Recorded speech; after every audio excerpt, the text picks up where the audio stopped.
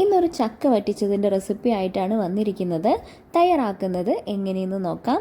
ചെറിയ കഷ്ണങ്ങളായി അരിഞ്ഞു വെച്ചിരിക്കുന്ന ചക്ക നമുക്ക് ചട്ടിയിലോട്ട് മാറ്റാം. തൊലി കളഞ്ഞിരിക്കുന്ന ചക്കക്കുരു കൂടെ ഇട്ട് കൊടുക്കാം.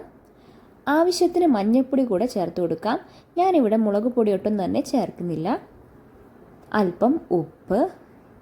ഇനി നമുക്ക് ചക്ക ഏകദേശം മുങ്ങി നിൽക്കുന്ന പാകത്തിന് വെള്ളം ഒഴിച്ചു കൊടുക്കണം.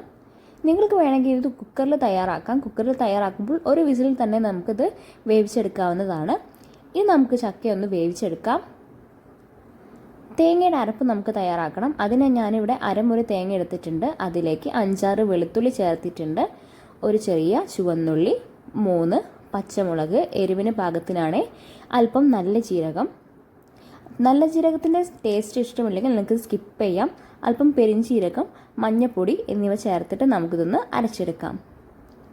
അപ്പോൾ നമ്മുടെ ചക്ക ഏകദേശം ഇവിടെ വെന്ത് വന്നിട്ടുണ്ട്. ഇനി നമുക്ക് ഇതിലോട്ട് തേങ്ങയുടെ അരപ്പ് കൂടെ ഒന്ന് ഒഴിച്ചു കൊടുക്കാം.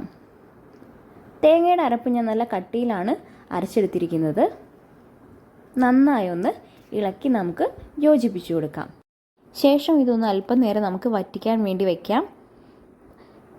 ഏകദേശം ഒന്ന് വറ്റി വന്നിട്ടുണ്ട്. ഇനി നമുക്ക് ഇതിലോട്ട് വറവ് ചേർത്ത് കൊടുക്കാം. തേങ്ങയും കരിവേപ്പിലയും കടുകും ചേർത്തിട്ടുള്ള വറവാണ് ഞാനതിൽ ചേർത്ത് കൊടുക്കുന്നത്. അപ്പോൾ നമ്മുടെ ചക്ക വറ്റിച്ചതിൻ്റെ റെസിപ്പി ഇവിടെ തയ്യാറായിട്ടുണ്ട്. നമ്മുടെ റെസിപ്പി എല്ലാവർക്കും ഇഷ്ടപ്പെട്ടെന്ന് കരുതുന്നു. എല്ലാവരും ഒന്ന് ട്രൈ ചെയ്ത് നോക്കുക. നമ്മുടെ വീഡിയോ ഇഷ്ടപ്പെട്ടിട്ടുണ്ടെങ്കിൽ ലൈക്ക് ചെയ്യുക, സബ്സ്ക്രൈബ് ചെയ്യുക. താങ്ക്